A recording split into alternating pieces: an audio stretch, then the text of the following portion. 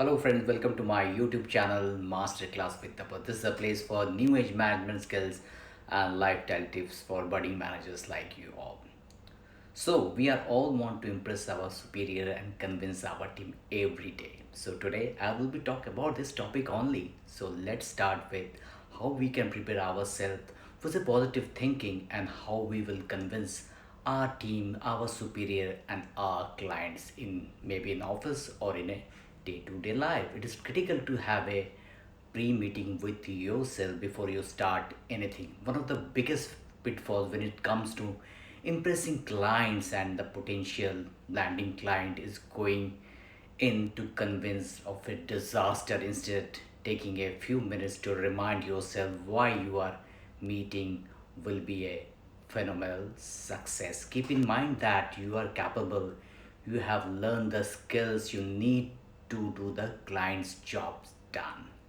You are trustworthy. You meet all the deadlines. You won't steal a client's identity, commit copyright infringement, or abuse their social media account. Clients can count on you and can let them know with their confidence. You are easy to communicate with. It is easy to talk about. You be reliable, reachable, and reasonable. Keep this in mind and go into the meeting with a very positive outlook and assumption that things will go well versus the conviction it will be a disaster. So always be prepared. Just follow the 9 step that I have learned during this pandemic to start with. Start off with a little small talk. Your end game is to get your potential client to on board and the trust and hire you. But that doesn't mean that you should jump into the business. Before the business talk, take a few minutes at the beginning of the meeting to chat and get to know your client well. If you are on a video call, ask about where they live or maybe comment on something which is related to their personal interest or you love and be in the background. If you are together in person, ask them how they like the place across the street. In short, make some small talk relating to your potential client goes a long way forward, smoothing out the potential awkwardness in the first meeting and will pay dividends throughout the whole project. During your conversation, don't focus on your role as a subject matter expert and the customer. Instead, think yourself as the two people who are hoping to work together. Small gestures of maybe politeness and a genuine interest in things that matter to your client are a great way to set yourself apart from the competition. They will remember the white glove service and you will be gathering information on some of the things that have influenced their business and personal brand. Second, make an agenda or welcome packet.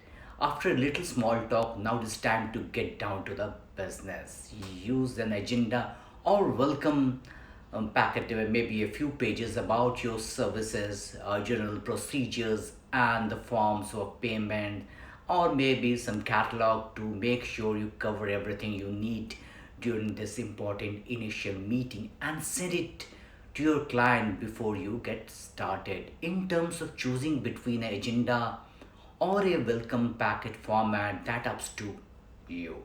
It's really depend how busy your business is and what kinds of communication you prefer. But whatever form it takes, documentation is an important in making a good first impression. Beside helping you to stay on the track and cover all the important odds and ends from hourly rate to design ideas to a project implementation or a timeline or a agenda or a welcome packet shows that you have a plan and you are good at it communicating to the other.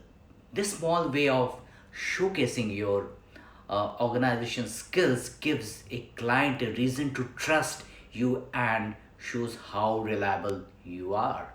And as an added bonus, both you and the client then leave the meeting with the documentation of your first meeting, exactly what was covered, and in a case of a welcome documentation packet, it contains of all the finer points of your business. Paying attention to the details at all the steps of a project is critical in building a strong reputation as a reliable. You can be a freelancer or maybe from a company to keep them in. First time client meeting can feel a lot of like auditions because they kind of are, but with that song and dance format comes a lot of unnecessary pressure to perform and impress in artificial ways. In order to diffuse some of that pressure and make things follow more authentically, it is good tactic to be paper the conversation with question of your own and make your chat a more equal exchange. Some questions can be totally practical and clarifying as you both learn how to best communicate with each other, but also include some open-ended question that helps you to see the bigger picture. For starters, think about asking the following: what the client already love about their business or product they will be hiring you to work with. What are the some examples of other businesses they have and the products they admire? What are the clients long-term business propositions or goals? How the clients see your services contributing to their overall business plan and the profit baseline. Your questions will change based on the specific of each client and each project. So keep in mind, there's no one right script when it comes to asking client questions. Just be sure and keep your questions polite, direct, and friendly, and you will be establish a conversation that much more natural and productive than trying to reconnect with you. So then research the client and their business is very very important before you go for a meeting. You should never be shy about asking a client clarify questions, but this meeting also shouldn't be the first time that you gather information about them. uh, Talking the time to get to know your client resume, existing work, the business, the goals, the targets for the reputation of the client in the market. With all those questions to be learned first and be polite and pointed and intelligent, that client feels you are really paying attention to their specific needs. Beside coming into a meeting already having a little background will help calm your nerves and make the client feel better too during your homework, and showing that you are can help gain and trust of a new client, make them feel good about starting a project with you and your company.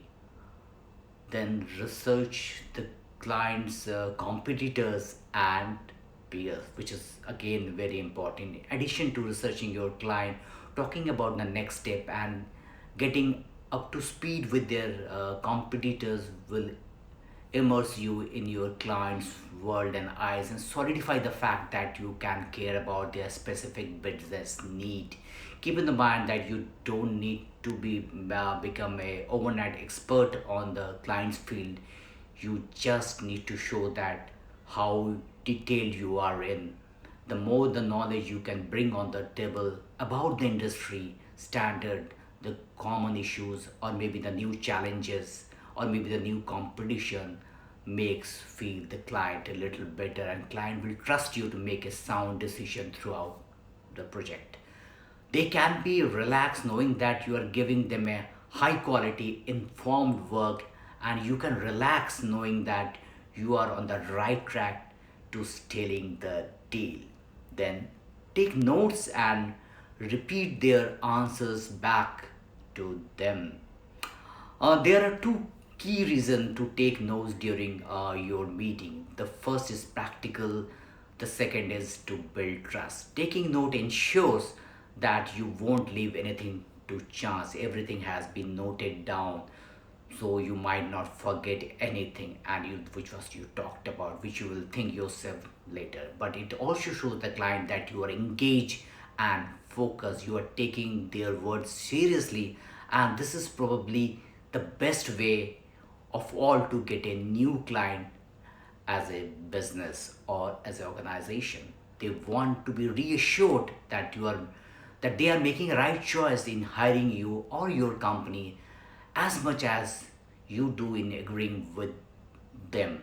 After this is all about partnership. You both want best possible product or services for each other in the easiest collaborative way. This is also your chance to employ your favorite client tip over, say their words back to them. For example, so I am hearing you say that the Twitter feed is more important to you than your the social media links because it has gotten you more user engagement in the past. Did I get that right? The point here isn't to be a barrage, it is up to repeat key takeaways back to your clients so they know that you are listening while you are at it. So go ahead and write this point down too. If there hasn't been any miscommunication of any kind, this is a great way for the client to connect you and communicate their expectation in a natural setting. Everyone's wins, then say yes, but manage expectation. I'm the first one to tell that always say yes and then learn a skill later. But while this does work to an extent, if you are suppose you if you are a web developer for instance and you are just learn html and any other language, it is probably not a good idea to claim with glee that you will be code a wireless application as a compromise. Try to qualifying your yes like this. That sound doable. I will look into and get back to you. That's the more reasonable answer to give. I don't have the experience with the image slider, but I will have a colleague who will do it. I will get the scoop on that for you so you can make your work a better side. So if you're not confident about the skill that required, you always ask for the time or the opportunity. When you agree while also considering that the idea is new, the client won't be shocked if it turn out to be an extra thing that you agreed in a bit outside your project scope. Establishing where you stand with certain aspects of the project early on and in person, it's a great way to solidify an open and honest relationship that you can both feel good about later. Then, of course, be aware of your body language. Sure, this meeting is all about exchanging information, but your body language also play a great part in sealing the deal. The body language can set the tone for the entire relationship and plays an easy to overlook part in the outcome of your meeting. For example, if you shrink your shoulder and crouch down while speaking, the client might leave feeling uneasy or unsure. Sit down with your shoulder broad and your chin level up and makes a lot of eye contact while speaking. Don't need to become a different person, but you should always be aware of the tone that you are setting and how you can come across confidently. Think back to your the pre-meeting checklist and use those points to inform your posture and presentation. It is easy to assume a client meeting will be a negative or awkward experience and exhibit the body language that communications your assumption, but it is just as easy to flip the script and exclude positivity and the confidence. Then the last one, the dress professionally but not out of the character. Along with the same line as the body language, take care of how you dress for the meeting. Another important way to communicate to your client. So wear a business suit or maybe the business casual depending upon the environment, place, or the location. You can wear a blazer in the winter time. Don't come checked out in a uh, normal dress. Dress is a way that you make me feel confident and comfortable. If you feel like ease and presentable, it will also easier to feel in control. In the end, it is important thing to remember that the client want you able to solve their problem.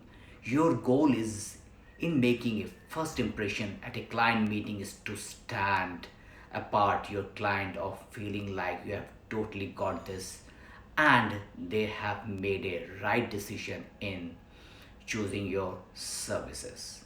Taking the time to curate your dress, agenda, conversation, questions, and overall professional tone to the specific needs of each experience will help you to build strong, lasting relationships with the client. So, friends, if you like my thoughts, give a huge thumbs up to my channel, share it, comment it, and subscribe it. Till I meet next with exciting topic like this. Bye for now. Thank you.